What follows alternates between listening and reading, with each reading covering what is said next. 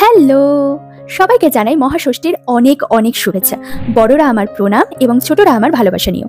যদিও এই ভ্লগটা কালকের মানে পঞ্চমীর, যাই হোক পঞ্চমীর ভ্লগটা আজকে এখান থেকেই শুরু করছি। সো নমস্কার নর্থ বেঙ্গল, বলো কেমন আছো? পুজো বলে কথা, ভালো তো থাকারই কথা, তাই না? ওকে, এখন তাড়াতাড়ি রেডি হব, তো তার জন্য জামাটা পাল্টে নিতে হবে। এই ট্যাক করে ম্যাজিকের মতো জামাটা পাল্টে নিলাম। আজকে যেহেতু পঞ্চমী, ভাবলাম একটা চুড়িদারই পরি। এই চুড়িদারটা গিফট করেছে আমার এক মাসি, তবে পুজো উপলক্ষে নয়, জাস্ট একদম নতুন ছিল তাই টুক করে পরে নিলাম। বেশ ভালোই লাগছে চুড়িদারটা, তাই না বলো? চলো এবার হুশ করে সেজে নি, না হলে অনেক দেরি হয়ে যাবে। আর সাজতে সাজতে তোমাদের সাথে একটু একটু করে গল্প করে নি, কেমন? যাই হোক, দুপুরে দোকানে যাওয়ার আগে হাজব্যান্ড মহাশয় বলে গিয়েছিলেন যে উনি আসার আগে ঝটপট তৈরি হয়ে নিতে, কারণ আজ এখানকার কয়েকটা বড় বড় প্যান্ডেলে ঠাকুর দেখে আসবো, আর সাথে প্যান্ডেল লাইটিং এগুলো তো আছে। তো রেডি হওয়ার আগে আমিও কল করে উনি কখন আসছেন জেনে নিয়ে ফ্রেশ ঠেশ হয়ে এই তৈরি হতে বসলাম। ভাবলাম তোমাদের সাথে প্যান্ডেল হোপিংটা শেয়ার করাই যাক, আর ব্যাস সাথে ভিডিও বানাতেও শুরু করলাম। তাছাড়া বিয়ের পর প্রথম পুজো বলে কথা, এক্সাইটমেন্ট তো ডাবল, বুঝতেই পারছো।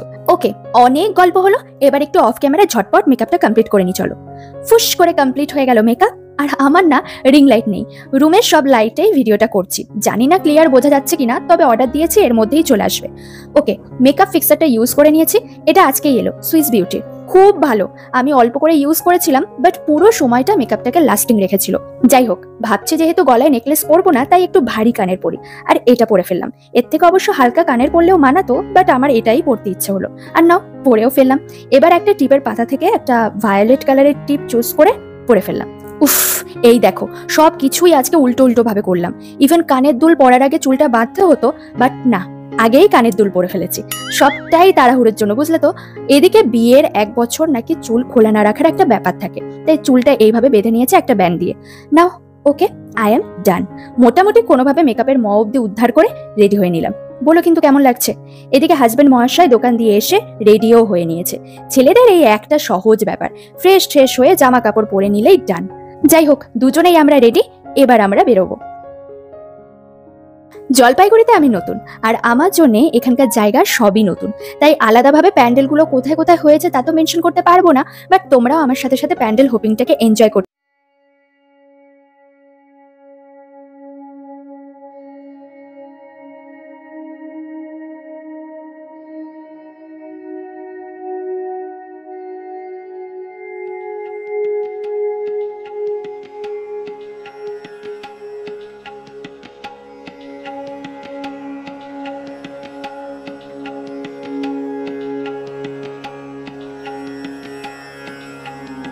প্যান্ডেলগুলোর ক্রিয়েটিভিটিগুলো কিন্তু বেশ ইউনিক ছিল, আমার তো ভালোই লেগেছে, বাট তোমাদের কেমন লাগলো জানাতে কিন্তু ভুলো না। আজ তো পঞ্চমী, তাই ভিড়টা কম, বাট ষষ্ঠী থেকে বেশ ভিড় হবে শুনলাম, মানে এটা আমি আমার হাজব্যান্ড মহাশয়ের থেকেই শুনলাম। যাই হোক, দেখতে দেখতে প্রচন্ড খিদেও পেয়ে গেছে আর রাতও হতে যাচ্ছে, তাই চলে আসলাম খেতে। আর এই দেখো, খাওয়ার একদম রেডি। চলো আগে ঝটপট খেয়ে নি, তারপর আবার গল্প করছি। এই দেখো, খেতে খেতে আবার হঠাৎ করে লাইটও চলে গেছে, মানে এটা কোনো ঘটনা হলো?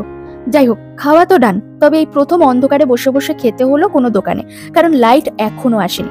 তবে খাবারগুলো কিন্তু বেশ ভালো ছিল, দুজনে শেয়ার করে খেয়েছিলাম।